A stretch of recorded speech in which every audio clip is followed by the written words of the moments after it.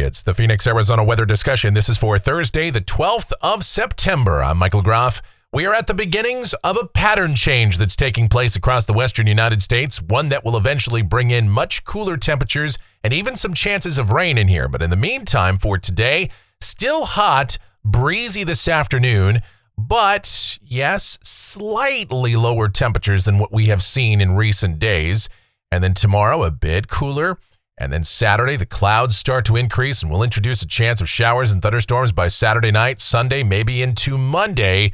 And all the while, temperatures continue to trend down. And by the time we get toward the early and middle part of next week, afternoon highs may struggle to make 90 degrees. And those overnight lows, perhaps across the entire valley, could get down in the 60s. How about that? Yeah, we'll talk about all of it and everything else going on as we dive on in. First, here's the almanac from yesterday. 109 degrees was the afternoon high, 82 the morning low. 102 and 80 are the averages for this time of year, and it sure looks like we're done with those 110-degree temperatures, fortunately, because we've had 61 of those, and we're now at 108 consecutive days with a high temperature at or above 100. Now, that streak will stay alive today, tomorrow, and Saturday, but that's probably going to be the end of it. Of course, we've shattered the old record for consecutive days over 100. I hope. I'm not going to say we won't break it again next year or in the near future, but I sure hope we don't. I hope this stays the hottest summer on record in Phoenix forever, and we don't top it or even come close to it anytime soon. But I don't know if that's reality. I think that's wishful thinking. All right, taking a look outside right now here at 7:28 a.m. We've got sunny sky. We're sitting at 82 degrees at Sky Harbor. Now, it's still very dry out there. Dew points at 39, humidity 22%. Wind from the east-southeast at 12. The barometer down there at 29.64 inches and steady. The upper-level weather pattern across the nation. And this is the water vapor satellite view, and you can see what's going on. This tells you the story. All right, notice, number one, the dry air that's just sitting here across the southwest, and you can really pick out exactly where the westerlies are being directed right now here across the west and then moving up across the plains and into the Great Lakes, that very dry air. You see that spin in the clouds that's over the southeast U.S. That is the remnant circulation from Francine. And to the north and west of us, there's that another spin in the clouds, and that is a trough of low pressure that is going to harmlessly pass to the north of Arizona. I say harmlessly because it won't bring us any precipitation. However, it will begin the process of cooling us off as it takes the big dominant ridge that's been around here for days and shunts it off to the south and west. And then another trough will replace that system this weekend and help to draw some moisture northward across the southwest. And you can see that on the lower left portion of your screen. That's a developing tropical cyclone down there. And again, we're going to get into that in a moment as well. The watch warning map, we still have some tornado watches over parts of South Alabama in association with the remnant circulation of Francine, some flood watches down there and whatnot. And again, there's been some heavy rain. Obviously, there was some storm surge last night on the Louisiana, Mississippi, even Alabama coast in association with that landfalling tropical cyclone as Francine came in. But fortunately, the system didn't turn out to be all that bad. Obviously, there's damage, and obviously there's going to be some cleanup with that, but it sure could have been a lot worse. And now the system is rapidly weakening, thanks in part to some upper-level shear. And so far, we haven't had any major issues with tornadoes or anything like that. Let's hope that continues for the rest of the day today. Just some beneficial rain across Mississippi, Alabama, up into Tennessee. And so we're going to see that for the next couple of days as that circulation center very slowly drifts north and dissipates. Elsewhere across the central and northern plains, red flag warnings, wind advisories. Certainly a concern for some wildfires, and that's true across much of the western United States. We should be relatively free of all that smoke from the wildfires over Southern California, at least here in southern Arizona today. We could see a little bit of that, though, so maybe some haze. Probably not as bad as yesterday, though.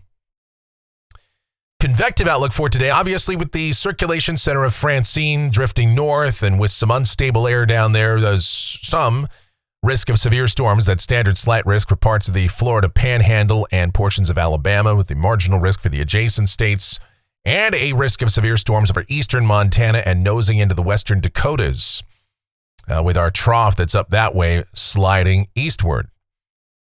All right, the tropics and the Atlantic Basin. There's a couple of little waves out there, little areas of disturbed weather that we're not going to worry about. Those probably don't amount to anything. There's Tropical Depression number 7, and then there is Francine. Francine becoming a remnant circulation now, rapidly weakening, undergoing that shear, slowly drifting to the north, maybe even pivoting ever so slightly west of due north, kind of dying out there near Memphis. And that's the good news with this system is now it's mostly just going to be bringing some rain, beneficial rain, but we do have to worry about that, again, that threat of a few isolated tornadoes. This is Tropical Depression number 7 out there in the eastern Atlantic. This system is, well, it's going nowhere, and it's going nowhere pretty fast, or slow, as the case may be, as steering currents are pretty light. So this is expected to become a tropical storm, but this should impact no one. It does not appear to be a threat to land right now. Obviously, we'll watch it, but prevailing model guidance shows this ultimately drifting to the north and west and then curving off harmlessly to the north and northeast into the open Atlantic. Now in the eastern Pacific, things are kind of interesting down here. We've got this wave that the National Hurricane Center gives a 90% chance of developing off the Mexican coast. And where is that thing going to go? Because that's going to have some impact on our weather. Now, it's not going to come up here. This is not going to be a system that enters Arizona as a tropical storm or anything like that. I know I've already seen a couple of the usual suspects trying to paint that picture, but still, there will be some moisture from this that very well could be drawn up into the southwest. And let's show you, this is the tropical guidance here, the tropical model guidance. The ATCF said this is Invest 93L, and this is likely to develop into at least a tropical storm, move up through the Gulf of California, and then kind of dissipate it across northern Mexico.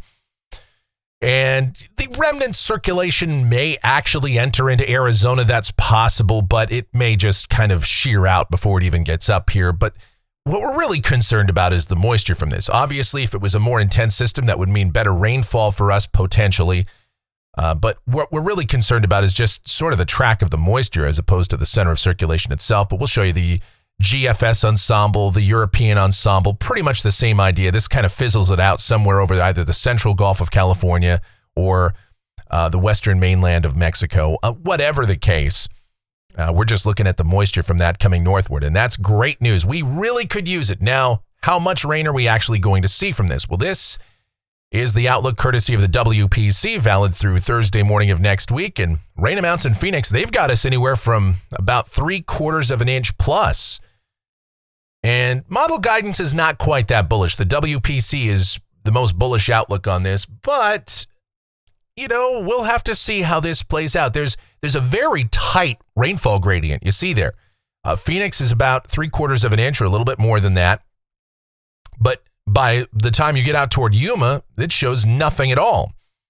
And in between that, the rainfall rates drop off pretty drastically. And that's always an interesting sign. Where that heavier rain access will be with this, well, we'll figure that out right now as we get into the models and see what they have to say about it. This is the GFS. It is the 06Z run, and it's valid at 2 o'clock this afternoon. There's that circulation across the southeast U.S. Got a ridge up across the Great Lakes. You got a big trough out here in the western states. And the heights are coming down here in Arizona. And you might say, well, there's blue on that map. There's negative height anomalies now coming into Arizona. Why is it still going to be hot today? Well, down at the surface, let's take a look at it. We're still going to have sunny sky. The soil moisture is still very low. The air is still very dry, and we still have the strong, relatively decent sun angle from that September sun coming in here for today. So while the heights are dropping, it's a slow fall, and so I still expect afternoon highs here will probably manage to sneak up into the 104 to 108 range, and especially with kind of southeasterly winds at the surface, kind of a downslope effect that offsets the slightly lower upper level heights. So I still think it's going to be a hot day. I think we'll avoid the 110s though. I hope we're done with that. If we make it through today without it, you won't see 110s again, hopefully until, I don't know, next June, maybe July. Maybe we could be like, what year was it? It was something like 1912 where we had nothing, or 1913 where there were none. But I don't think we'll ever be that lucky again. But hopefully we're done with that until next summer. Still, it's going to be hot, though, today. Dry air, 104 to 108, breezy to windy at times. We could see some wind gusts around 30 miles per hour. And, of course, with gusty winds here in the lower deserts and relatively dry conditions, blowing dust will be a possibility. And, again, there might be a little bit of that lofted smoke that drifts into the region, too. For tonight, clear sky, dry air, overnight lows 70s for many of us, low 80s in the urban core. Tomorrow, it's more the same, although sunny, breezy, not quite as warm. Temperatures down a few degrees. I'd say highs between about 100 to 104 or so. Now, things start to shift as we get to Saturday. We've got another trough coming into the Pacific Northwest, and the flow aloft is becoming more southerly. And so you've got that tropical system down there to the south, and that's moving northward, and its moisture is being drawn northward toward the negative height anomalies. So what that's going to do is gradually start to increase some clouds here. I'd say sunny in the morning, becoming partly cloudy in the afternoon. Some isolated showers and thunderstorms develop across southern Arizona Saturday afternoon. I think we stay dry here in Phoenix for the day on Saturday, but the humidity levels will start to come up. And as humidity levels come up and clouds increase, temperatures should decrease a little further. I'd say highs probably upper 90s to about 102. So it's still fairly likely that we're going to see a high over 100 on Saturday, but that may well be the last day that happens for a while. Because by Saturday night, the moisture comes in. We're going to start to introduce a chance of showers and thunderstorms, and for the day on Sunday, scattered to numerous showers and thunderstorms across the state with moisture coming in. Now, the moisture profiles here have been somewhat variable from run to run off of the various models. So is this going to be a washout for us? Is it going to be a situation where it rains all day or we have these frequent storms here in Phoenix? Probably not. But at least scattered showers and thunderstorms look to be a possibility for the day on Sunday. Right now, we've got a 50% chance of rain in the forecast for Sunday. Probably nothing overly heavy, although any thunderstorm, any isolated storm can obviously produce locally heavy downpours, especially with tropical moisture coming northward. The obvious concern that we always have with a tropical cyclone and deep plumes of tropical moisture being pulled northward is if it becomes a situation where we have a lot of thick clouds around, that tends to limit the thermodynamics, that tends to limit the amount of sun that reaches the ground. Of course, the sun hits the ground heats the air, and that rising air helps to really fuel the deeper convection to develop, especially when we have cooler air aloft like we are expecting here on Sunday. But I think the dynamics from this approaching trough may overcome that at least a little bit. So scattered showers, thunderstorms, highs should be somewhere in the low to mid 90s on Sunday. Again, with higher humidity, rain chances, and clouds around, we should be below average. Yeah, below average. I didn't know we could even do that. I didn't think that was legal anymore to have temperatures below average, but that appears to be likely on Sunday. And then even Monday, scattered showers and thunderstorms. I think the best chance of rain in Phoenix is probably from Sunday into Sunday night, maybe early Monday. And then as we go through the day on Monday, we'll see a gradual decrease in the number of showers and storms. We'll keep those in the forecast through at least a good portion of the day. High temperatures still somewhere in that low to mid 90 range, 90 to 95. So Sunday, Monday looks like we'll stay below 100. We'll break that streak. That's great. And then the bonus of maybe some showers around. Now, yeah, the humidity will be higher, but who cares at that point, right?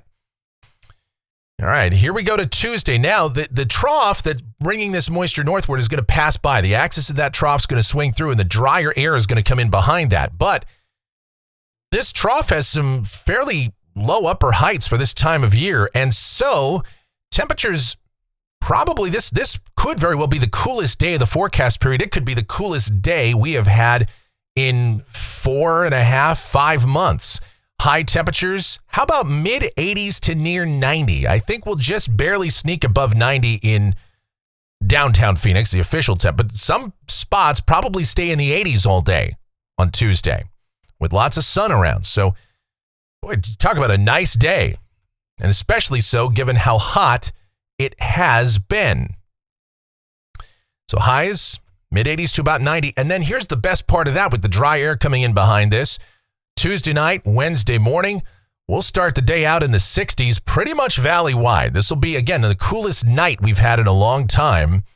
I think most spots, if not everybody, gets down into the 60s. And then even the day on Wednesday, highs will still be in the upper 80s and low 90s. Now, are we done with the 100-degree temperatures? Someone's going to ask that, I'm sure. The answer is, we're still in mid-September. I would think we probably are going to have a couple more days with highs above 100. Is it possible we're done? Yeah, but let's keep going here. This is a week from today, Thursday the 19th, and another trough is coming into the southwest. Now, unlike the previous system, there's not really any moisture to draw north. So while this is a fairly deep trough for this time of year, you got the old U-shaped component to the winds. Does not look like it's going to draw any moisture in here, at least nothing significant. There might be a shower or two north of the state or maybe across northern Arizona, but for the most part, this should be dry for us. But the best news is this keeps high pressure out of here. This keeps the upper heights low, below average. This keeps temperatures below average. And if this works out as advertised, highs would still probably only be in the upper 80s to maybe mid 90s for the warmest deserts. Maybe not even that warm. And overnight lows would stay very pleasant. So you talk about a change in the weather all of a sudden. There it is. And let's keep going. Going out 10 days. This is Saturday the 21st. And still, weak troughing continues over the southwest, negative height anomalies. So temperatures may warm a little, but we would perhaps stay just below the triple digits here. We'd probably have highs just in the mid 90s or so if this verifies, because high pressure is sitting over the Northeast Pacific. It's sitting over Eastern Canada, but here it's troughing. And with the pattern being the way it is, the troughing would persist for a while. We'd be in something of a blocked pattern. So that would be some great news. Now, checking out rainfall for Phoenix off the GFS ensemble. This goes out through the 26th of the month. And the only concern here is the numbers have backed off a little bit off of the ensembles, and we've seen the real extremes in the ensemble members kind of disappearing over previous runs. The ensemble mean is still close to a half inch here. The European ensemble has come down a bit, of course.